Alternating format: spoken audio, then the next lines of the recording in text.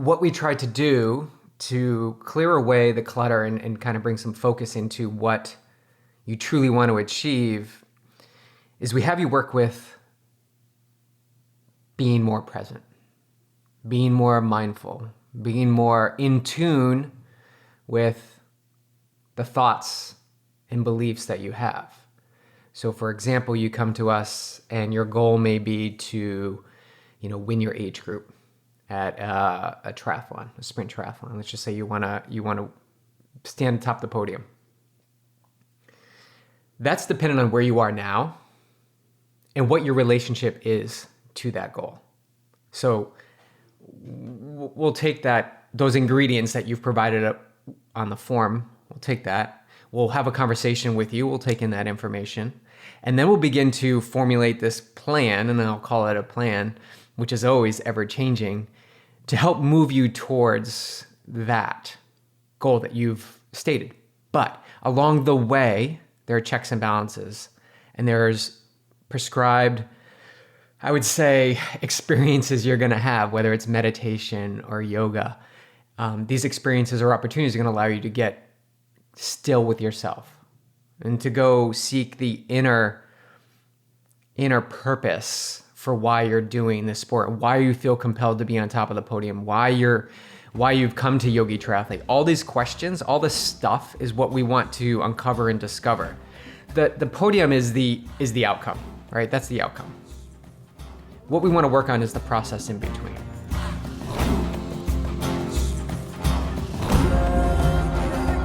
Welcome back to episode 163 of the Yogi Triathlete podcast. I'm here with Coach Beej, and this is our installment of Ask the YTs. It's been a few months since we've done this because we had the 50-50 in April. We had Ironman Santa Rosa in May.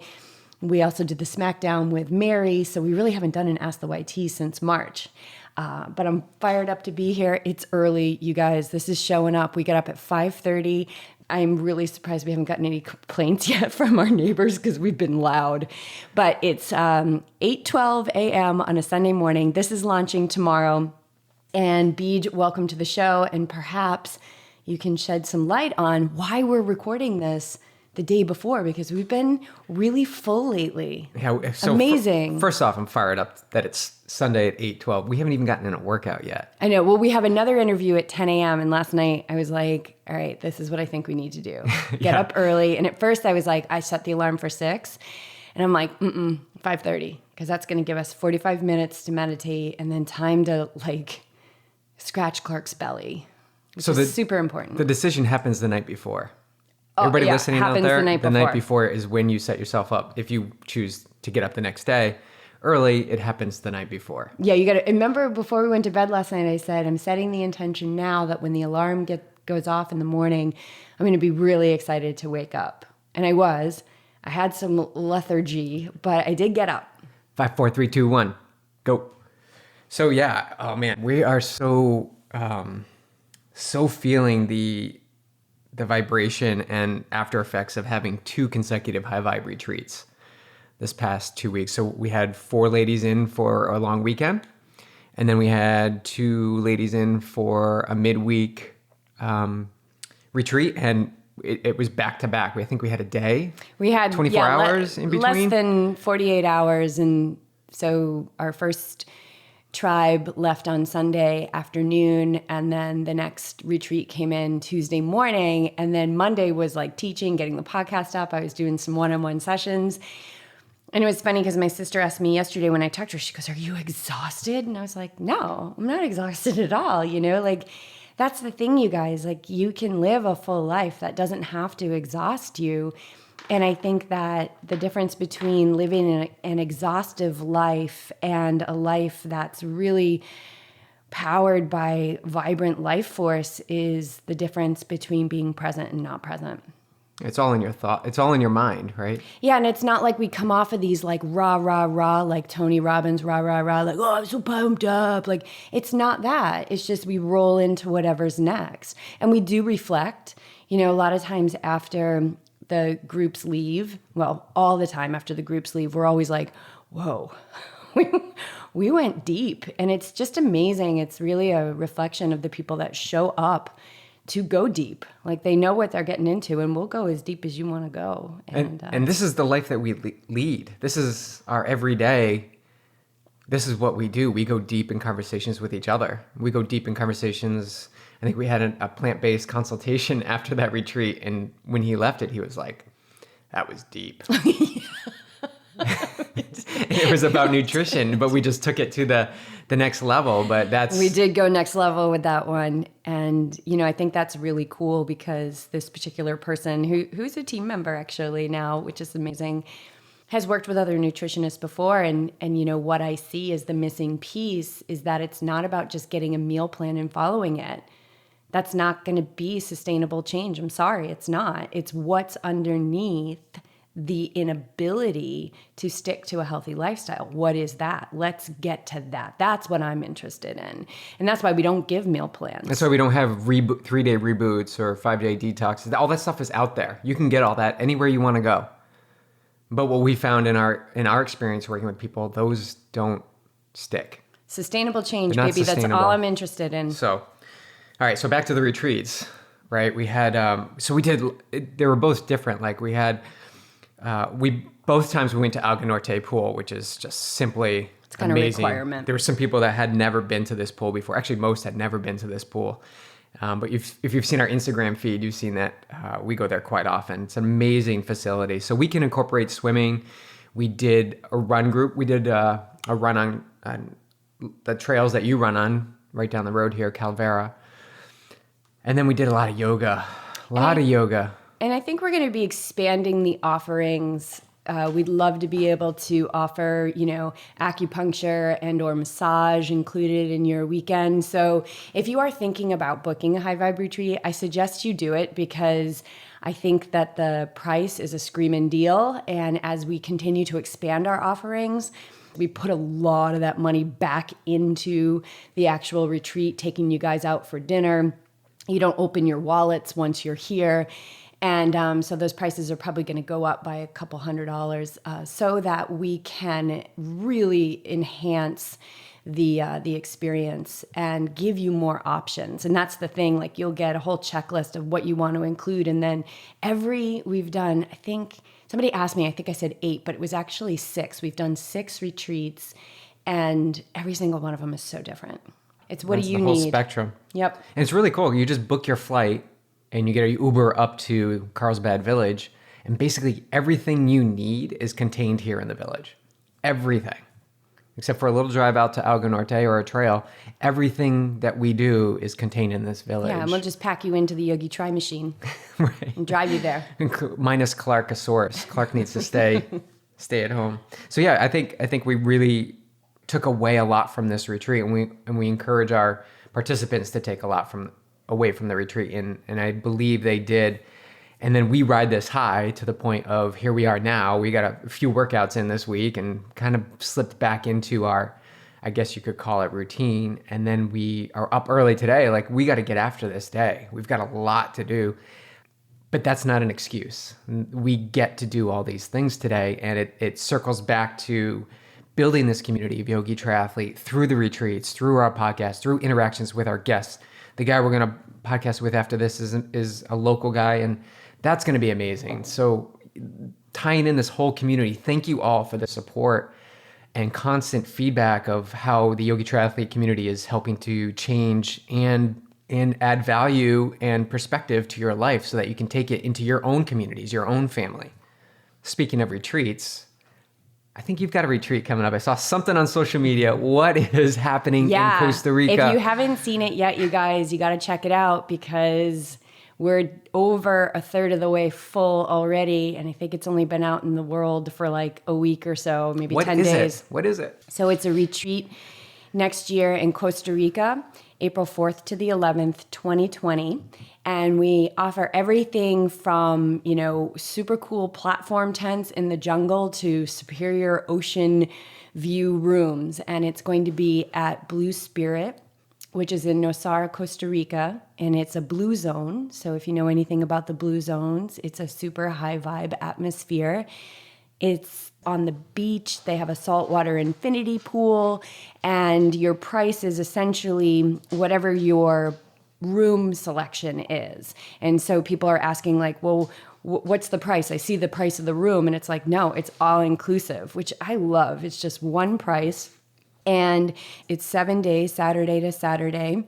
It is your food, it is your lodging, the rooms are impeccable, and it's the retreat, which is morning yoga and meditation, evening yoga and meditation. We're gonna have a cacao ceremony and a bonfire on the beach.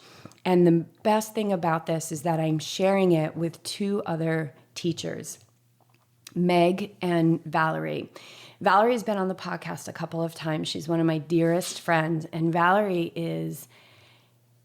she is like such a badass warrior mom. She's just unbelievable. When I was living in Newport, she was diagnosed with Hashimoto's. And I remember her telling me, and the doctor said, you're going to be on this medication for the rest of your life. And her first response was like, nope, I'm not doing it. So over these last, I think it's been about 3 or 4 years, she started with intensive acupuncture, and she worked with us to transition her diet to a vegan diet. And she did a lot of medical medium, celery juice every day. Medical medium, if you don't know. Yeah, what is medical medium? Yeah, just explain that. Well, medical medium is a guy, basically. So just check him out. I'll put a link in the show notes. And he's very well known. So you either totally know who I'm talking about, or you're like, I have no idea who medical medium is. Meg and Val and I had a call probably back in February. She's like, I just have to tell you, Jess, I just got back from the doctor, and I am completely clear. Everything is 100%. I have healed myself without any medication whatsoever. And it took a lot of dedication. It took a lot of her showing up. She's got 3 active kids, and she was driving 45 minutes each way 4 times a week for these acupuncture appointments. And I just remember when she was in it and she was like, oh my God, this is so much. And I'm like, I know, Val, but she's like, I know, I'm just going to keep doing it. I'm just going to be in the present moment. I believe in this. I know that I can heal myself. I know that the body can heal. I'm thinking about Dr. Joe Dispenza, who says, the energy that creates the body heals the body. And that's 100% on point. And you have to get the belief around it. And Valerie had the belief around it. But the really interesting thing was when she left the doctor's office, the doctor said, basically like, you're cured. And then she said, hey, Valerie. And she's like, yeah. And she goes, just so you know, you still have Hashimoto's. Valerie's like, that's crazy. That was the craziest thing anybody's ever said to me. Of course I don't have it. So anyway, she's really cool, and she's just somebody to connect with if this is something that's in your life and you're curious about it. And I'll put links to her Instagram account in the show notes. And then there's Meg Dutton, who is a mindfulness educator. And the only thing I think that sums up Meg is that she's presence. Like, you know her, right? Like, you walk into her field and it's like you just took a Valium. And she's so articulate, she's so well educated, and she's so kind and loving. And then there's me, right? And so everybody knows. Then there's you. Then there's me. And so we don't need to talk about that. You guys know who I am. Now, who are you? Give 2 sentences, like. I'm a meditative badass. Great. Awesome. I tend to ride the edge a little bit. Sometimes I piss people off, but I'm really trying to hone in my authentic voice every day so that I can speak from a place of love and understand that the role that I play as Jess in this world is a little edgy. And I love that about her. So I wanted you to say that because I want people to understand they're getting the full spectrum of people at this retreat. It's not just the badass meditator. No, it's not just me. A full spectrum of yoga teachers and mindfulness teachers and moms and like you're getting all this perspective in one retreat. And Meg has spent the last 5 years of her life teaching mindfulness and meditation to children. So, I mean, really the plan is for the 3 of us to, because we're going to have a lot of time during the day in between the yoga sessions where you can fill those things with stand-up paddleboarding, you can go hiking. They've got all these excursions that you can go on, or you can just chill. And our plan is just to chill and be available. So pull up a lawn chair next to us, get a private session, grab some people, maybe we'll do a group discussion. We're just, all 3 of us, none of us are interested in anything but quality conversation. So If you're looking for surface stuff, then don't come on the retreat. But if you're looking for a pretty epic experience, one of the things that is really, really unique and powerful about this retreat is that Meg and Valerie and I have all been trained by the same yoga teacher through Live, Love, Teach. And we all work with the same meditation teacher. So the messaging is consistent. In a world where there's so many messages, the messaging is going to be consistent through the authenticity of the three different voices. So someone who's looking is interested by this. So you're like, well, this sounds absolutely amazing. How do I sign up? And what will I be able to take away from this? I believe, looking at what you guys have created, is what I've seen is people are looking at many different avenues. They're looking at Joe Dispenza, then they're reading, the Bhagavad Gita, and then they're getting advice from a friend. Like, they're gathering all this information from different sources. But if you want that full perspective, the 360-degree perspective, a consistent message that taps into everything that you're looking for, this retreat is going to provide that with these three teachers. That's what I say. I'm pretty excited. And when I look at the people who are signing up, it's very possible that my Newport, Rhode Island world, my Boulder, Colorado world, and my California world are all going to be coming together, which is so amazing. And I cannot wait to, not just for me, it's not about me, but like bringing Rhode Island, California, and Colorado together and allowing these communities that I have been honored to be a part of come together and connect, because there's so many quality people. Again, building a community. Yeah, right? it's beautiful. This community is growing, and growing. All right, so we're going to jump into questions. How about that? First one comes from Matt. How do you help your yogi triathlete tribe define success? So how do you do it, Beej? How do we do it? So obviously, when you come and join Yogi Triathlete, you have this opportunity to fill out this, form. So it gives me some details, gives us some information on where you are at in your training and where you are at in your life, because there's some good questions in there. And what we try to do to clear away the clutter and kind of bring some focus into what you truly want to achieve is we have you work with being more present, being more mindful, being more in tune with the thoughts and beliefs that you have. So for example, you come to us and your goal may be to, win your age group at a triathlon, a sprint triathlon. Let's just say you want to stand atop the podium. That's dependent on where you are now and what your relationship is to that goal. So we'll take those ingredients that you've provided up on the form. We'll take that. We'll have a conversation with you. We'll take in that information. And then we'll begin to formulate this plan, and I'll call it a plan, which is always ever changing, to help move you towards that goal that you've stated. But along the way, there are checks and balances, and there's prescribed, I would say, experiences you're going to have, whether it's meditation or yoga. These experiences or opportunities are going to allow you to get still with yourself and to go seek the inner purpose for why you're doing this sport, why you feel compelled to be on top of the podium, why you've come to Yogi Triathlete. All these questions, all this stuff is what we want to uncover and discover. The podium is the outcome, right? That's the outcome. What we want to work on is the process in between. And what we found in this process to determine what your goals are that change week to week or month to month or, race to race, what we want to uncover is the true essence of why you are here and what your true goals are. And many times, and I know you can jump in here too, many times, because I share with you what we're working on, the end goal of the podium really begins to move away and it becomes more moment to moment. What can I do in this moment? I want to meditate longer, because what I see when I'm sitting still is things are coming up about my relationship to the sport. Things are coming up about wanting to spend more time with my family. When I'm training, I'm thinking about my family. When I'm with my family, I'm thinking about training.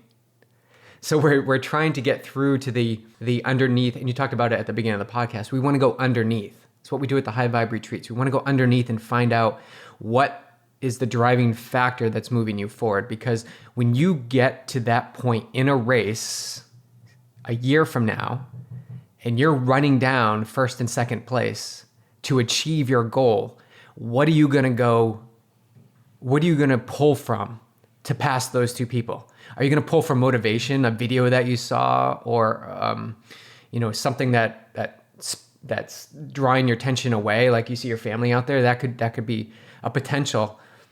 But what is truly going to drive you to turn those legs over quicker is your reason that you've uncovered inside.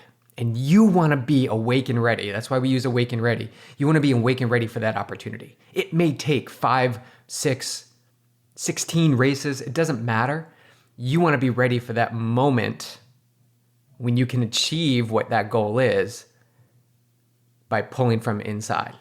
And I think that really what's underneath all of that is what your frequency is. So, we are made up of trillions and trillions of cells, all of which that have positive and negative charges. Like we're literally like walking batteries. And so every single one of those cells has a frequency. And you can want the Ironman PR, you can want the podium all day long. But if you have a block that you can't see of unworthiness, then you are going to sabotage yourself all along the way. And maybe you make the podium, but it's going to be a hell of a lot of work. So what we're really talking about is a frequency shift. And there's two things that are super important about being committed to your meditation practice as a team yogi triathlete team member. Number one, it raises your frequency because it allows you to see what's been brewing under the surface. And the stuff that's brewing under the surface is all the shit that has not allowed you to live the life that you're here to live. So people are asking the question, why do I train so much? Why am I doing the intensity, but I'm not getting the results that I want? Right. So there's a block there, right? Because the only thing you need to do to get that podium, get that Ironman PR is, this is kind of the shortcut. We always talk about we don't have a shortcut, but actually what we do is we teach the direct route. So you got to match the frequency of what it feels like to PR at your Ironman. What does that feel like? You got to use your faculty of imagination. And this is something you can do in your meditation. And you start to match that frequency. Right? Einstein said it. All you have to do is match the frequency of what it is that you wish to bring in. These are my words, not his. And you can't not bring that into your life. It is not, this is physics, right? So matching the frequency, and that comes with belief. And then belief is, do you believe in yourself? So meditation really helps you get to the truth. It allows you to see what's brewing under the surface. And a lot of the athletes that I work with, they get really frustrated and aggravated in their first year of meditation. And that's because all that frustration and aggravation has been sitting, freezing in their body for so many years. And if it didn't come out in meditation, I'll tell you, it's going to come out in illness, disease, or injury. The other thing that meditation does is it increases your ability to concentrate. Concentration is essentially what we're talking about when we're talking about probably 95% of the people who are meditating. Because before we can meditate, which is the mind in a deep state of rest, you're training the mind to concentrate on a one-pointed focus, the mantra, the breath. And this is why so many people give up. They say, oh, my mind's too busy. It's not working. Or why they love guided meditation so much because it's outside of them. Now, I'm not poo-pooing, as my mother would say, I'm not poo-pooing guided meditations. I offer a lot of those in M21 Revolution. But at some point, the people who come and work with me, they get to that point where they're like, okay, I'm done listening to somebody else's voice. I want to listen to my own voice. And so guided meditations are great because it does strengthen your concentration to listen to that voice that's guiding you. So there is a great benefit, and you're going to get some of the other benefits that we've learned about through science, perspective taking and calmness and, soothing the nervous system and all of that. But without this ability to concentrate, you guys, you're going to get taken away by distraction in your life. and it's going to take you off course of your goal. So we see this a lot, right? Like people who have not only incredible athletic potential, but big goals. And then they get distracted so easily. So I think that I love the way that you described how we help them, right? Like it really is like, we're not just about, here's your plan, now go out and execute it. We want to know how you felt. We want to know when you skipped that workout, why you skipped that workout. What was that process? moment? Yes. What was it that got you not to get out there and do it? And then success, there's so many different levels to this, Matt, but for some athletes, it's let's just get them, how can we help them to train consistently? We see people with huge goals that are not training consistently. And it's our job as coaches, and I'm more behind the scenes with the physical coaching, but really bouncing things off of me. How can we best support every athlete to get them to train? And sometimes the answer is, let them be in the struggle. They've got to find their way out, right? For some people who are training consistently, now it's like, all right, great. Let's take the data and the information and let's start planning like what this PR can really look like. And then let's use our imagination to blow that freaking PR out of the water. So it's really like where the athlete is in a day. I think success is a moving target. And that's what's so important is that you pay such close attention to each person and what they're going through, and that you have this 10,000 foot view, a lot of it because you've gone through this struggle. You've gone through unworthiness. You've gone through sabotage. You've gone through all this stuff that you can see it so clearly.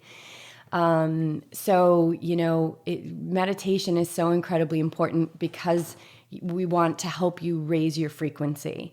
We are not just interested in you getting to the finish line. We're interested in you being the absolute best human, mother, father, sibling, daughter, son, like parent, coworker, spouse, athlete that you can be in this existence because you came here to live your fullest expression. And for me, that's success, to be able to live your fullest expression in this life and remove those blocks that you're not seeing. And so this path of yoga, which is essentially the meditation, the concentration, the actual physical practice of yoga, it's all shining a light on your blind spots, and it is going to suck. And you might get pissed at BJ.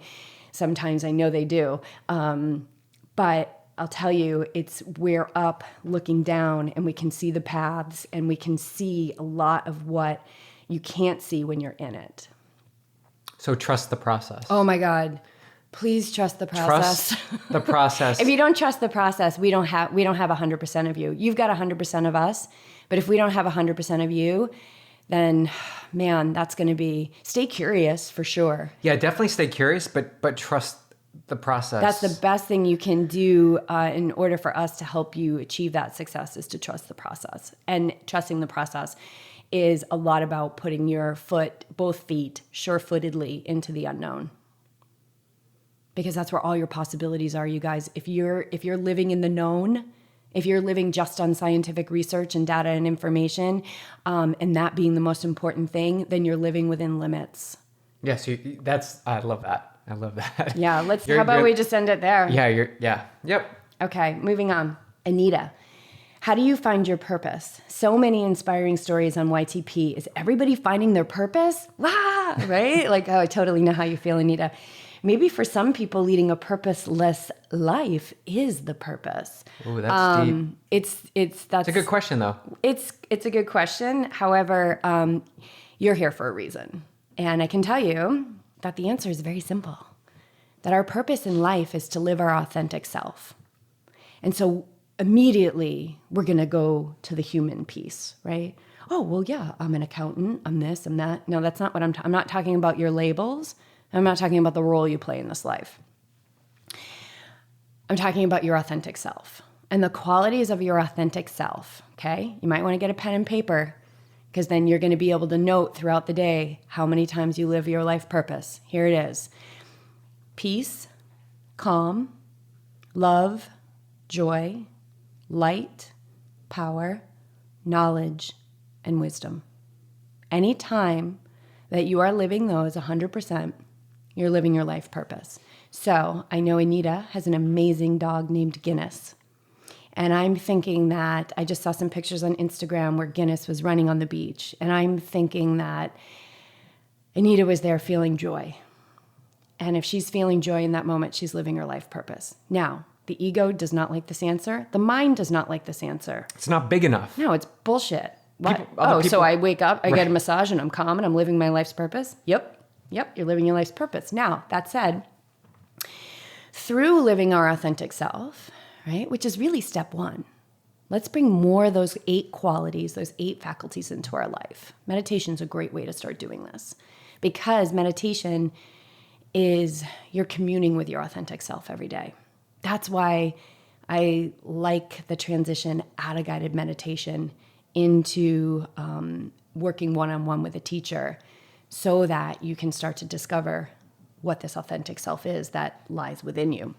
Yeah, because a lot of times they'll stop the meditation because they're not getting results. They're not finding their authentic self, right? And in reality, what they're doing is uncovering their authentic self. Right. It's just a little bit mucky to start. Yeah, it's messy. Every single one of us has shit. But 2 things. You need to show up and be consistent with the meditation.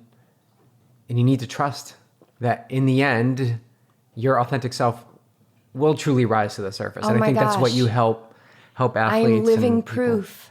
I am living proof that you can live your purpose. Now, that said, within this overarching life purpose that we all share, we have unique paths. We are individual reflections of the energy that created this universe, okay? Whatever you want to call it. And within those individual reflections are individual paths.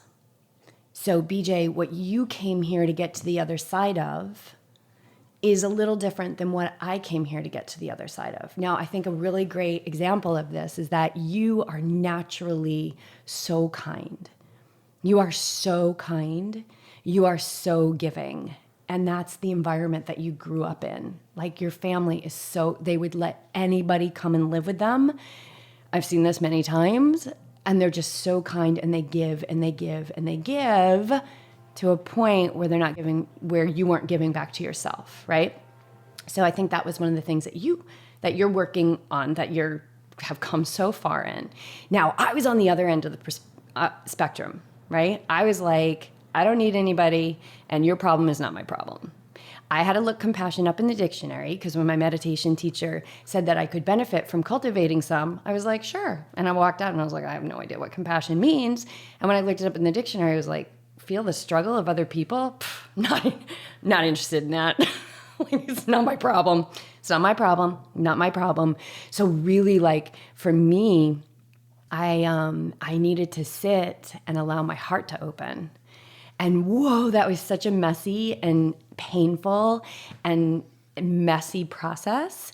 But now I'm living from this place of just expansive love, where I can see the most violent person in the world or the craziest person in the world, and I can see them in their perfection. Now, that doesn't mean that I don't have moments. Yesterday, when I was driving to the trail, it was one of those things where the lane was merging, and this guy next to me was just like, even though it was my turn to merge, right? He was like kind of like riding up on the side of me, and I could feel myself wanting to hit. I could feel that ego being like, hit the gas, like, you can bury this dude in my Honda Fit, in my Yogi Tri-Car. So, but I said, ooh, look at that. Look at me closing my heart off to this amazing being. Just let him go. So I slowed down and let him go. And guess what? Everybody was safe. And I got an opportunity to open my heart more. So there's things that we're here to get to the other side of. Some people are here to get to the other side of being scared of heights, fear of riding the bike, unworthiness, whatever it may be. So within the overarching purpose of living our authentic self, we all have these walls that we're here to get to the other side of. In yoga, we would call them samskaras, which are the deep grooves, the deep impressions on your soul that you're here to heal. And that's really the answer. And so whatever is placed on your heart, follow it. Because that is what is going to lead you down that individual, unique path to your greatest expression in this life. And I guarantee you, right? It sounds so nice, like, oh, follow your heart. Following your heart will 100% bring you to face all of your fears, to have you up-level your courage and your bravery like you never thought you could before. But if you can keep taking the next step, you're gonna not only be living your life purpose, because you're gonna be living from more of your authentic self, you're gonna be getting to the other side of these deep wounds that are on your soul that you're here to heal. And there's freedom on the other side of that. And, for me, when I leave this earth, I don't want to come back. I don't want to come back. So I take every single opportunity I can, like the guy yesterday in the car, to heal and to love more and to be more calm and to be more peaceful and to be more powerful and knowledgeable and wise and light in my vibration as I walk this earth. I think what you're describing there is that separation between the thoughts and the heart and the gut feeling. Yeah, well, it's the false self in that and the authentic self. Relationship with the guy coming up to you, you had the thought, you felt the little angst. So yeah, I wanted to drive the car and drive him off the road, but that was the ego. That was the false self. That's not me. So you noticed it, and then you pulled from the heart, which said, well, I would like to be more kind. Mm-hmm. I had expectations that we're supposed to, based on the rules of the highway patrol or government, that we're supposed to alternate. But that was an expectation. And yes, the mind wants to say, but yes, that's the law, right? The but will always come in. It will always try to challenge you. But what you did is you sat with it and got to your heart. And I want people to understand this, like the thoughts and the heart. Sometimes there's confusion there. And what meditation and time with yourself does is it increases that space so that you can see the thought of wanting to be ahead of this guy and then the expectation that you should, and the heart saying, I want to be more kind and loving. I have compassion for this guy. Let him go in ahead of me, and I'm still going to get to the trail. I still did my run. I still came back and had amazing pizza. And I didn't create more negative karma of not loving somebody or not being kind. So the decision comes up, and I posted this the other day. Would you rather be right or would you rather be more kind? And 15 years ago, I know what my answer would have been. It would have been, right. Hell yeah. And I know that, Jessica, and you would fight to the fist. end. Like, I would bury you to be right. You would. Even You'd put if on the I gloves. knew that I was wrong. Absolutely. Even if I was spewing out Guys, lies. I know Jess. I would win. I know the old Jess. I've been with her for quite a while. She would fight. She's a fighter. Literally a fighter at a Pearl Jam concert at Great Woods. She's a fighter. Yeah, I have. I used to get into fights in my neighborhood. But I've seen the change, and so change can happen. But back to Anita's question, the purpose, look within, it doesn't have to be this big, high goal standing upon the highest mountaintop that you are going to be like this amazing leader and professor or whatever in this world. It's just, how can you attune to those 8 qualities that Jess mentioned every day, and that will be your purpose. Yes. And there's no lack when you're living those qualities, like they were painting our complex and we've had ants, right? And I'm sure that was just the disruption and all the chemicals. We've had some ants in the house, and I've been removing them like one by one from the house. And that's me living my life's purpose, because I see those beings as sentient, viable beings that deserve life. And so that, and because I'm present with it, like I'm making a connection with another being. Now, somebody might be rolling their eyes, and I totally get you, because I would have said that too back when I was spraying the Raid. But their lives, all lives matter, right? And so the more that we can live those 8 qualities, those 8 faculties, rest assured you're living your life's purpose. Yeah, and just one more thing, when you were talking about the mind and the heart, and I think we talked about this with Kyla, I think we mentioned it briefly, like the mind and the heart are disconnected, and what sits in the center of that in your throat is your truth. So I love to take my students through a meditation where we're connecting the mind and the heart so that the truth has a little bit more, it's not in so much confusion. Or in the physical form, phlegm and coughing Yeah. and the throat chakra being stuffed, which I can speak to firsthand. Awesome questions so far, you Yeah, it's guys. been I great. love how deep you make us go. Okay, which obviously you don't have to twist our arm. Okay, Nicole, let's bring it all back to some metrics here. What is a good combination of foods for the last 3 days before a race? So for Nicole, she's doing a 50K. And she's talking about like staying away from fiber. So Nicole is one of our athletes, and you're probably going to be giving her what to eat, but let's share it. Yeah, we found success, and we've spoken about this before on numerous podcasts. So her race is on a Saturday, and she's saying 3 days, which would be what? Saturday, Friday, Thursday. So Thursday. Or I never know how to count that. Like, is it 3 days including the Saturday? Or Well, 3 days? well, if you're including race nutrition on Let's talk about, no, I think she's talking Saturday. about prior to. So let's say Wednesday, you don't really need Wednesday, just eat your normal diet. Wednesday, in our experience, we have extra smoothies, extra salads. We try to get in all the greens we can because we know we're not going to have them for the next 2 days. Yeah, so fiber up on Wednesday. So fiber up on Wednesday. Sure, go ahead. Eat your normal diet. Don't go crazy if haven't been eating these greens and then start to eat tons of fiber. You don't want to do that. Just eat your normal diet. Maybe have an extra smoothie, maybe an extra salad, okay? Then you start with Thursday. Lunch. You're going to start, I guess it's called carbo loading, but we like to just say simple foods. Just simple foods on the belly without the extra added fiber.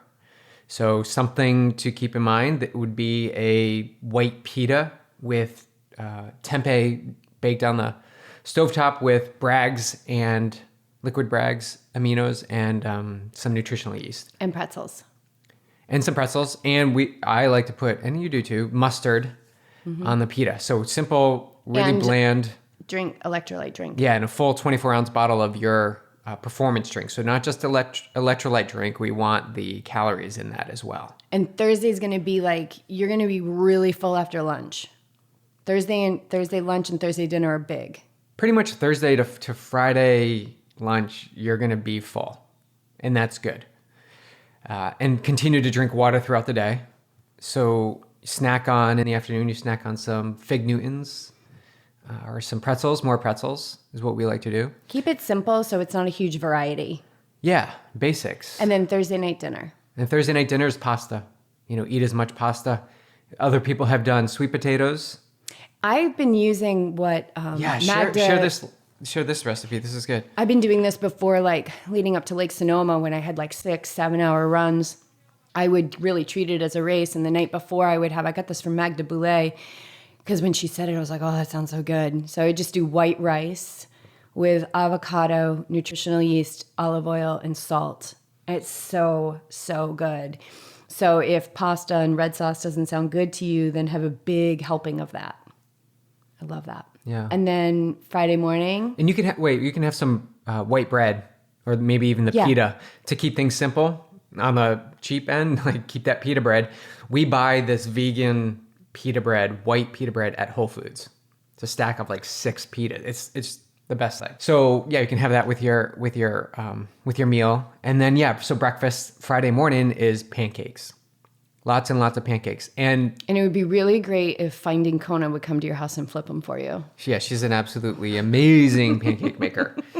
So I'm sure she's up for hire if you want to hit her up. Finding Kona on Instagram. Maybe you can schedule something. She can come to your house, you make the pancakes, she'll come and flip them and get them dialed in. But as the coach speaking, get in that shakeout run, the shakeout workout before you eat your pancake breakfast. Now, I know that's not always possible, but get what you can in. As a triathlete, get your bike and run in before your pancakes. Maybe the swim happens later on when you drop off your gear bags. But whatever the case, try to get that workout in before. Get the breakfast in by 8 o'clock, 9 o'clock at the latest. Pancakes. More electrolyte drink. Yeah, another electrolyte drink. But as many pancakes as you can eat. We like this Arrowhead pancake mix. It's multigrain, really simple. And then we substitute the egg in it with flax meal. So lots of pancakes. We use maple syrup. Then you snack on the pretzels in the morning, mid-morning snack. Then you get to lunch, same thing as the day before. Tempeh with pita. with some amino brags, liquid aminos, and the nutritional yeast. And then we eat more. And then another 24-ounce bottle of electrolyte drink. That's for lunch. And then the afternoon, you start to wean off on the volume of calories you put in your body. So you may have a few handfuls of pretzels until you get to dinner. And dinner is a cup of pasta, a cup of the rice mixture that Jess spoke about earlier. And you let that sit for 20 to 30 minutes. Like, let that sit in your belly. So you want to get that in early, 5:30, 6 o'clock at night. And let that sit. And if you're still really hungry, have a little bit more. But usually that will suffice and your body is full. You want to go to bed Friday night. And this is specifically for a long Saturday race. So if it was a sprint triathlon, if it was an Olympic, we'd be doing this different. But we're specifically talking about a 50K longer distance race. You want to go to bed a little bit hungry on Friday night. And then Saturday morning, you'll have your race breakfast and crush your race. But essentially, you'll start on Thursday, keep it super simple, like maybe, 5 or 6 different foods that you just eat over and over again, and hydrate, hydrate, hydrate. And of course, the gut that you're bringing into this is so important. The race and the pre-race fuel up, that's so big. So healthy microbiome, eating a lot of plants, whether you're a meat eater or not a meat eater, it doesn't really matter. But have a diet that is mostly plants. That's going to really set your microbiology up for the ability to not only have success on race day, but to be able to process these days leading up to the race, where you're not going to lose your health over it. So if you want a comparable example, you wouldn't train for a very hilly 50K by running flat roads or treadmill for 6 months.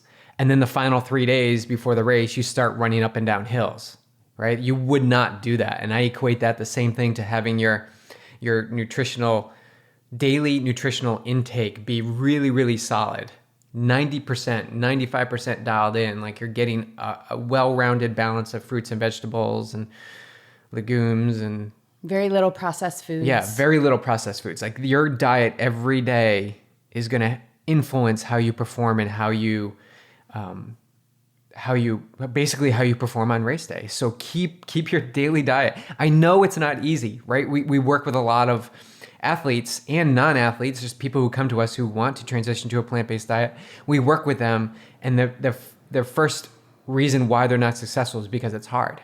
Yeah, it's hard. Anything you want to do in life that's going to elevate you or up-level your life is hard. So let's just take that statement, it's hard, push it off to the side, because we all can agree these things are hard. And let's get to work. Let's put the gloves on. Let's dive in and show up every day. And act despite what you feel is difficult or not difficult. Right. Don't let the difficult or hard it's really be the just dictator. It's mental preference. So again, back to presence and back to the mindfulness.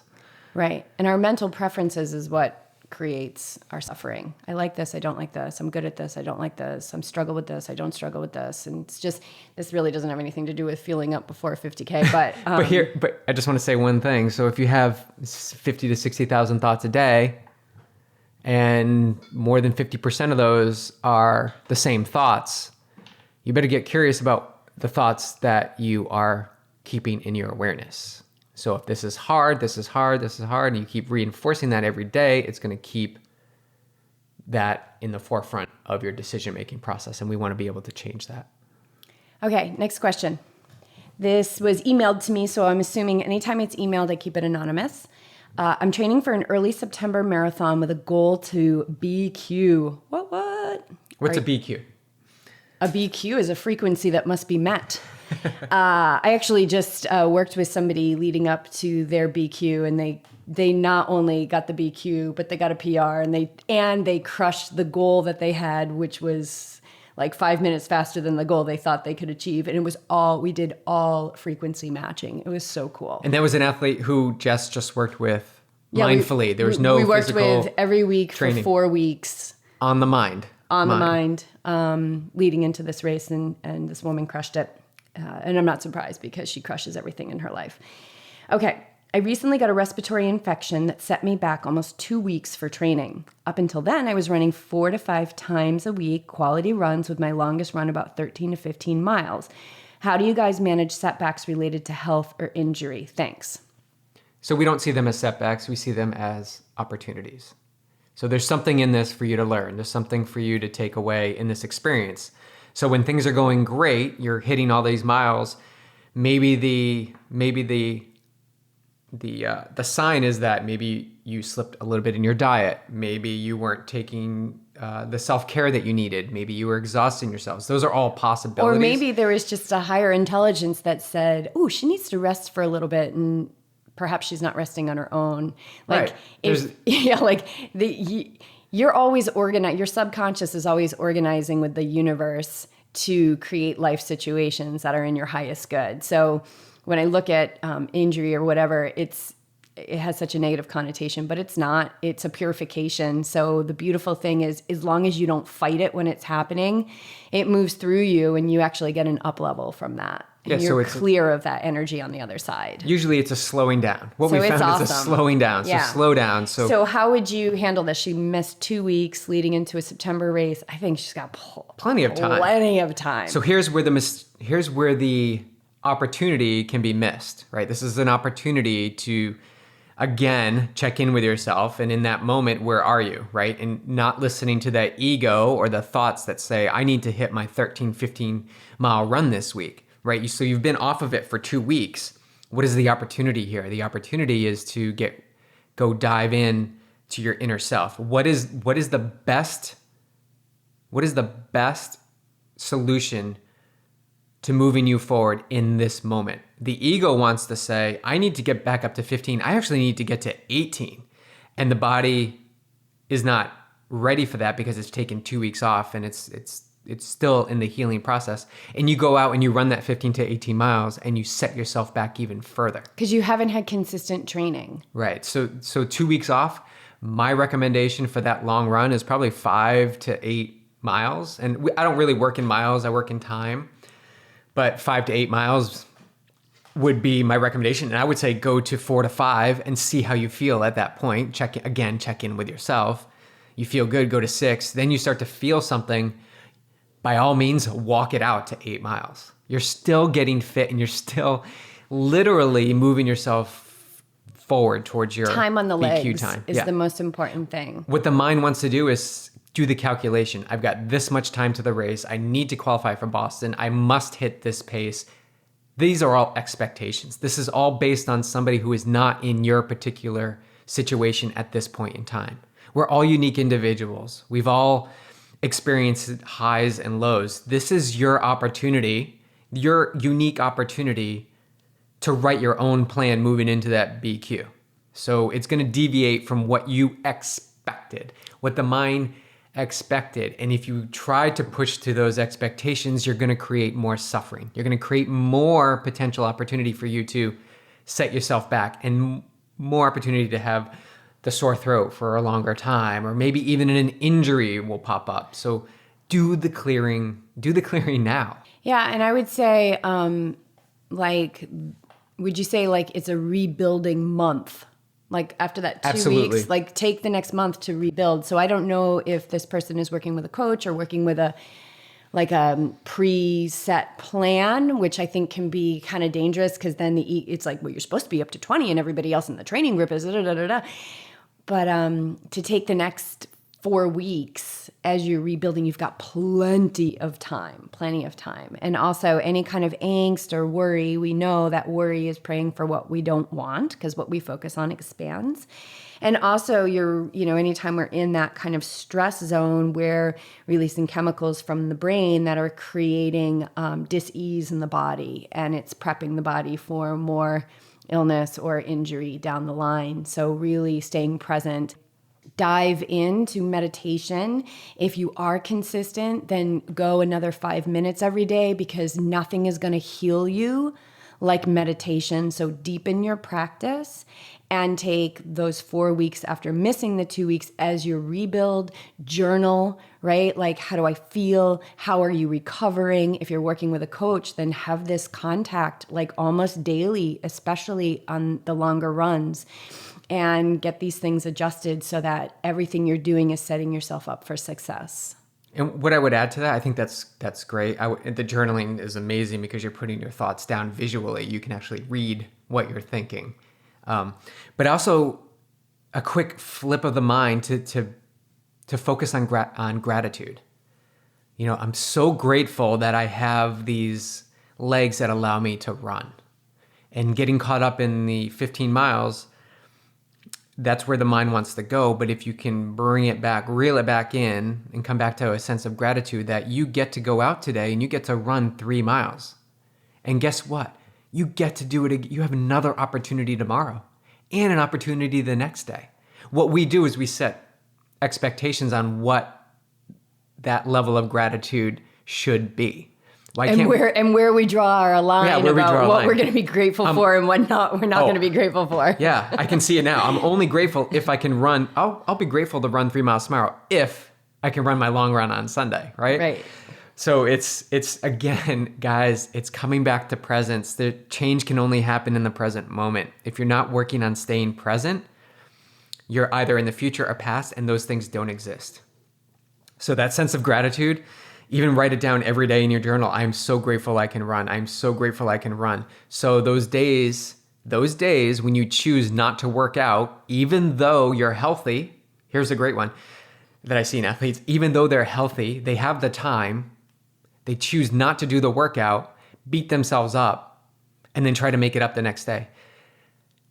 If you can embrace those opportunities, those moments, if you can really sink your teeth into those moments, being like, why did I not run that day? If you can wrap your arms around that so that the next time you are healthy, there is a 3 mile run workout. You don't shift it. You don't push it aside. You say, I'm so grateful I can get this 3 miles in. Mm-hmm. Embrace every opportunity that you can get out there and do your workout. So a sense of gratitude. And consistency is everything, right? We kind of mentioned that before, like consistency is everything. So even if it's 3 miles a day, it's almost like trying to get kids to eat vegetables. You hear this all the time. It doesn't matter what they get in a day. It's what are they getting in over the week.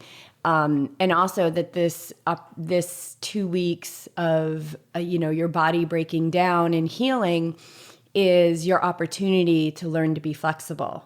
That's what this is calling for you to do, to increase your skill at being flexible. So are you going to take the opportunity or not? Okay, moving on. Last question from Lori. Could you speak to nutrition, hydration for daily workouts that are not long but not short, like a 9-mile run or a 5K swim or a 90-minute bike?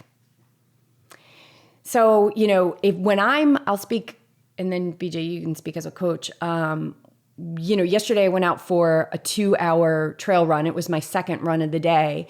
And I went out there with 500 calories. I went out with 2 bottles of Roctane because in, I don't know how many days, it's pretty close, I will be doing a 30-mile night run at the Tahoe Rim 100 as I pace a friend of mine.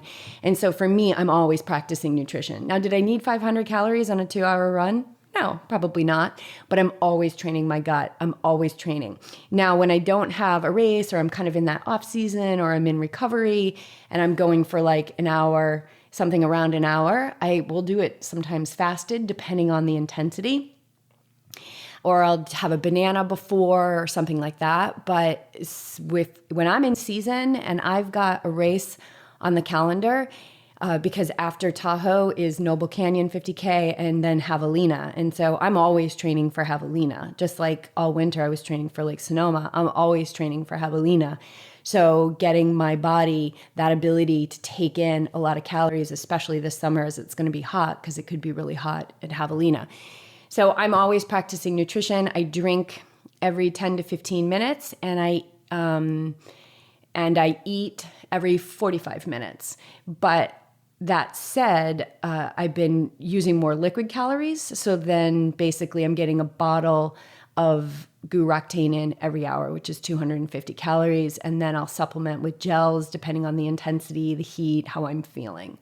So that's what I do. But BJ, speak to this as far as like 90-minute workouts for somebody who is perhaps well, we know, Lori, we know because we've talked about this, that you're kind of moving from ground zero, like really does not have much of a nutrition plan.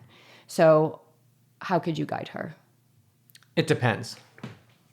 So I say that because it really does depend on what that structure of the workout is. So if it's a 90-minute bike and it's just a cruise, easy recovery bike or just to endurance bike, if the purpose is to practice nutrition, and if it's somebody who's coming from ground zero, doesn't really have a nutrition habit or a nutrition plan, this is a great opportunity, 90 minutes. Like, what are you going to take in the 30 minutes before your ride? I suggest water. I suggest electrolyte drink even 30 minutes before. And then you hop on the bike and let's practice nutrition. This is coming from ground zero. So every 10 to 15 minutes, take in 6 to 8 ounces of water. Every hour, begin to take in some food, maybe half a bar, 100 calories, half a bar, a gel. But understand that this is all unique to the individual. It's all unique to the individual.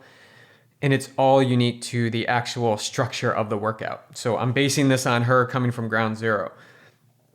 For me, if I were to do a 90-minute endurance ride, I probably would just drink water because I know my nutrition plan. I know that I fueled adequately before the ride, and I'm just going into this ride in a fasted state to just ride. I know the intensity is low. I know my body. I know that I'm hydrated, but I'm conscious of those things. So, but somebody who's coming at it from a different angle, this is every opportunity you have above an hour, I would say, any opportunity you have above an hour in a workout session is an opportunity to train with nutrition. And as the intensity increases, you get more to like race pace or above race pace. Those are even better opportunities to see how your gut is going to digest and use the fuel that you're getting in your body. On the bike, guys, bike's the best place to take in nutrition. You're just moving the legs. Your stomach is sort of somewhat still. You can process, you can take in, whole foods. So if you're going to run off the bike, make sure you just take in water 15 to 20 minutes in those later stages of the ride. But I think, and again, depending on the purpose of the workout and the intensity of the workout, I think with bricks, especially for race simulation, to really take in some calories on the bike so that you get that feeling of running hard with a sloshy stomach. Yeah, and it expect it to be sloshy for the first 1 to 2 miles, maybe 3 miles. Expect it to. But this is the process you work on, right?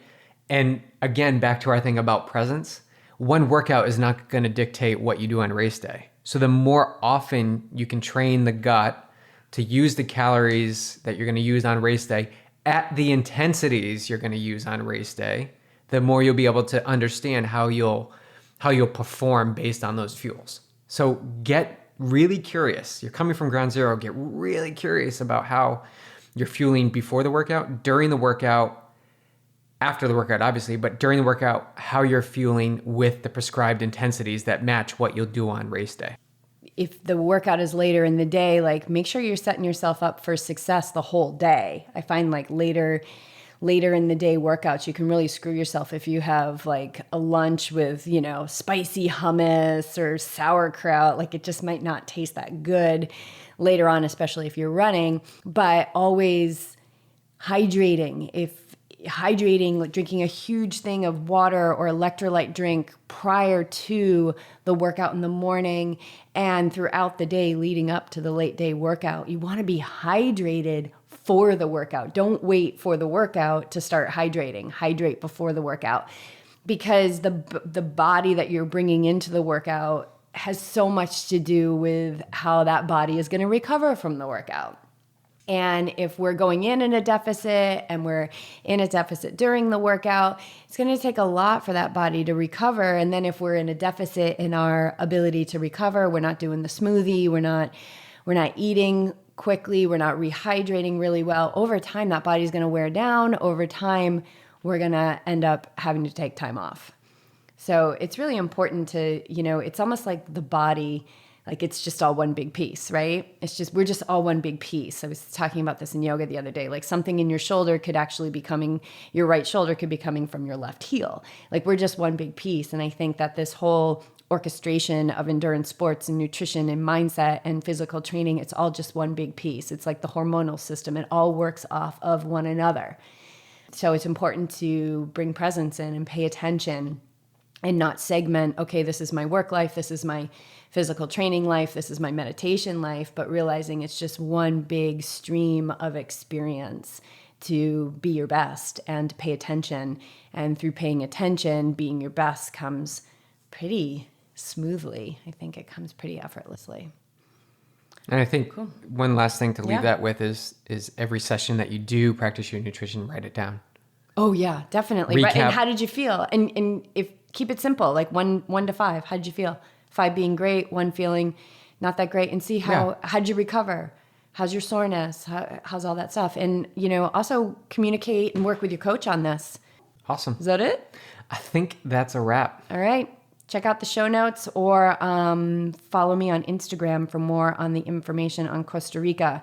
I'm Jess Gumkowski on Instagram if you've missed it. And if you're not following me, man, I'm throwing down some wisdom bombs. Give Jess some love. Give Jess some love. I'm over 200 followers now. What? So what? All right. Cool, you guys. Thanks, guys. Awake and ready. It's not enough just to be awake. You got to be awake and ready. Pay attention on purpose, moment to moment, without judgment.